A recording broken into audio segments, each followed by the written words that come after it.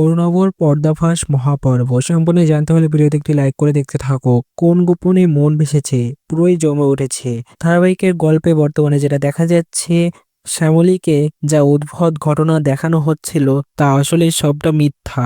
তা শ্যামলী প্রমাণ করতে পারছে। অনিকে তো শ্যামলীর পাশে এসে দাঁড়িয়েছে। আস্তে আস্তে সবটাই প্রমাণ হচ্ছে। শ্যামলী এবার বাড়ির সবার সঙ্গে প্ল্যান করে এমন একটা ঘটনা ঘটিয়েছে যে বাড়ি থেকে সবাই চলে গেছে। এটা আরেকটা বড় সুযোগ। অরুণবও তখন শ্যামলীর ভাইকে পাঠিয়ে দিয়েছে। এবার শ্যামলীকে ভুলভাল দেখিয়ে হয়তো আরো অন্যরকম কিছু করে দেওয়ার ধান্দায়। কিন্তু যখনই না সে প্রবেশ করেছে জোড়াবাড়িতে, শ্যামলী তো তার সামনেই এগিয়ে যাচ্ছে, কিন্তু তার ভাই তো বলছে তাকে শেষ করে দেবে, এরকম নাটক করছে। তারপর সবাই বেরিয়ে এসেছে বাড়ির এবং সবার সামনে ধরা পড়ে গেছে শ্যামলীর ভাই।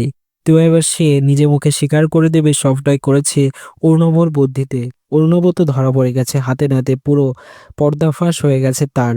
এবার তো বাড়ির কেউ ছাড়বে না তাকে। অনিকেতের গাড়ির অ্যাক্সিডেন্ট, তারপরে শ্যামলীর এই চক্রান্ত, সবটাই কেউ মেনে নেবে না। অনিকেত তো প্রচন্ড রেগে যাবে। সবটাই ধামাকাদার ভাবে এবার পুলিশের হাতে তুলে দিতে চলেছে অরুণবকে। তো প্রিয় দর্শক বন্ধুরা, অরুণব হাতে নাতে ধরা পড়ে গেল। তোমাদের কেমন লাগছে কমেন্টসে জানিয়ে এখনই সাবস্ক্রাইব করে নাও আমাদের ইউটিউব চ্যানেল। ধন্যবাদ।